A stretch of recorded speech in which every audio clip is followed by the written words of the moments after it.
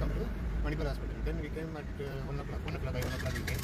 And we saw, along with my son, one more fellow. Both are very critical that time. And treatment is very critical. And next day morning, that girl is first day.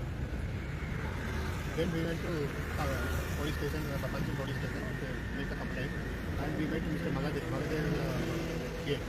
So we met Magadev and he asked me to give me the details and we submitted all the details. Then he told me to meet Mr.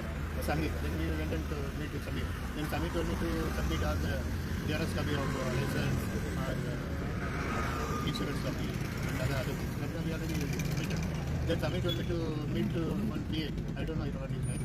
And he took all my details. Then he told me, we will send you the letter to your house visit.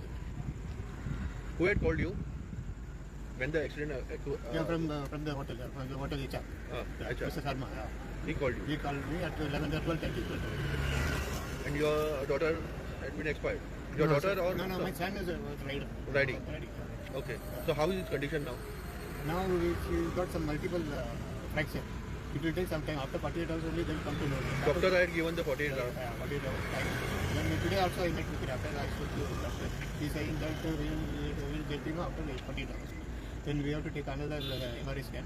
Then only we will come to know what is the. So when the person who did the accident, what he had done for you? Nothing. Today when I went to the police station, that boy was not there. The police are not taking action on it. But I don't know. I thought they must have. I thought. When you went to the police station, what police told you? Only that when I went to just will get the complaint. Only complaint. They have not done any FIR. They said it will take some time. Yeah, it is a long process, but we have to process one by one. We have to do it. He's still in the ICU, I guess. Yeah, he's still in ICU. So तुम्ही काय सांगू शकता तेव्हा ते accident झालं? जरा पुढे आहे ना, जरा पुढे आहे. आता मी दीक्षाचा कदम भाऊ आहे. आम्ही रात्री आम्हाला फोन केले होते की असं झाले म्हणून आम्ही आलो इथं. त्याच्यानंतर एक अर्ध्या तासामध्ये तिथे डेट झाली. त्याच्यानंतर आम्ही जे बी हे केलं खाली विचारलं कसं काय झालं. त्याच्यानंतर पोलीस स्टेशनमध्ये गेलो. पोलीस स्टेशनमध्ये ते FIR लिहून घेतले. त्याच्यावर परत तो जो गाडी चालवत होता ना फोन व्हीलर त्याने त्याच्यावर काय ॲक्शन घेतली का नाही तो अजूनपर्यंत पोलीस स्टेशनमध्ये आहे का नाही ते आम्हाला त्याने सांगतच नाही.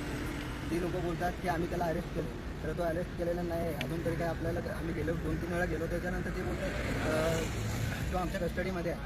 हो ते दाखवणार नाही तुम्हाला ते कस्टडीमध्ये आहे म्हणून. ते तुम्हाला ते हे दाखवणार की बाबा त्याला अरेस्ट केलेलं आहे. अरेस्ट केलेलं आहे खरं त्याने आमच्यासोबत चांगलं हे करायला पाहिजे ना.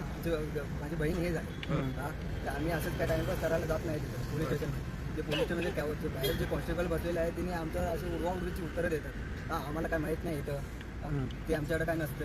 आता तुम्ही पियाला जाऊन भेटा. पिया तुम्हाला सांगा कॉपरेट करत नाही. पोलीस कॉपरेट नाही करत.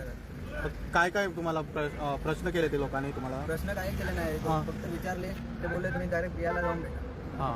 पिया सांगू शकते की त्याला अरेस्ट केलंय काय नाही तुला कुठं ठेवलंय असं आहे. तुम्ही म्हणता की कोणी केलं तर ऍक्सिडेंट नाव माहिती आहे त्याचं? नाव कुठलं ते माहीत नाही. आहे माहिती.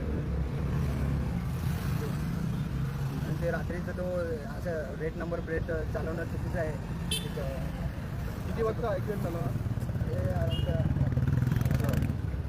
काय म्हणता तुम्ही? रेट नंबर प्लेटचं ते व्हेकल घेऊन राईड करत होता ना. चुकीचं आहे ना. असं सगळ्यांना तो असं गाडी देत असले तर मारच सुटल ना. आणि त्यांच्यानंतर कोण जो मुलगा आहे ना तो पण दाखवत नाही यानंच हे केलंय का.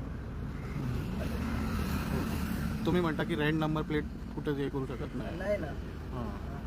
ते आपल्या सोप हे भागवण्यासाठी असं मोकळ्या रोडला ते रात्रीचं फुल स्पीडमध्ये ते गाडीची हालत अशी झालेली आहे.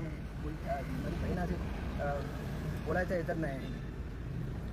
त्याच्यानंतर हे म्हणजे डाचवाले हॉटेलवाले सकाळी आले होते. पहिलं सांगितले आपल्याला की आम्ही बिल त्यांचं पे केलं तुम्ही बॉडीला आपल्या दिवसाला घेऊन जाऊ शकता पोस्टमार्टमसाठी. त्याच्यानंतर आम्ही पोस्टमार्टम तिकडे गेलो. तिकडनं मग पोलिसने सांगितले की तुम्ही मणिपालला जावा तुमचं बिल हे आपलं पेपर वगैरे घेऊन वापस इकडे या. जर पेपर घ्यायला आलो त्यावेळेला त्या मुलग्याचा मुलगा आहे ना त्याचे डॅडी वगैरे इथं बिल भरत होते. हां त्यांच्यावर आम्ही विचारलं तर सकाळी आम्हाला बोलले की ताज हॉटेल बिल पे केलं. ती लोक तिथं आहे बिल पे करायचं. हां हे सगळं मिळत जुळे ह्याचे आहे. म्हणजे पोलीस पण काय त्याच्यात हे करायला आम्हाला support नाही, व्यवस्थित सांगत पण नाही की काय आहे. ओके. काय सेटलमेंट करण्याची सेटलमेंट भाषा बोलतात? भाषा करायला लागली. हां की केस हे करू नका की सेटलमेंट करा. का आपल्याला सेटलमेंट नको, आपल्याला नाही पाहिजे सगळ्या गोष्टीला.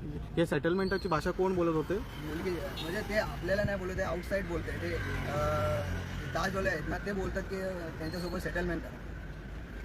अच्छा. हे सगळं रॉंग आहे ना, हे सगळं मिळेले आहे. हां, तो ताजवाला येतोय तो एक सांगतोय, पोलीस येतोय तो एक सांगतोय. हां, आणि मुलीचा बाबा येतोय आय एम सॉरी, ऐसा नाही होना चाहिए. कोणाचे? ड्रायव्हरचा? हां, तो मुलगा गाडी चालवत होता ना त्याचा. काय बोलला ते? ऐसा नहीं झालं, ऐसा नहीं होना चाहिए था. वहाँ पे हो गया गलती. हाँ, हम आपके इसमें शामिल नहीं हो सकते. लड़का किधर है वो पता नहीं है, हमको लड़का देखना है. उसको अरेस्ट किया है कि नहीं वो चाहिए. अभी तक FIR किया है कि अभी हम लोग गए थे, वो बोल रहे थे FIR होगा उसके ऊपर. अभी हमको कंफर्म नहीं है कि उस पर FIR हो गया कि नहीं. तो FIR होना मांगता है उसके ऊपर, और उसको जो भी हमको न्याय मिलना चाहिए, उसको अरेस्ट करके नहीं. अब भाऊ नाम क्या है आपका? जनार्दन जनार्दन. जनार्दन पे लिखो. वो दीक्षा का भाई है. हाँ.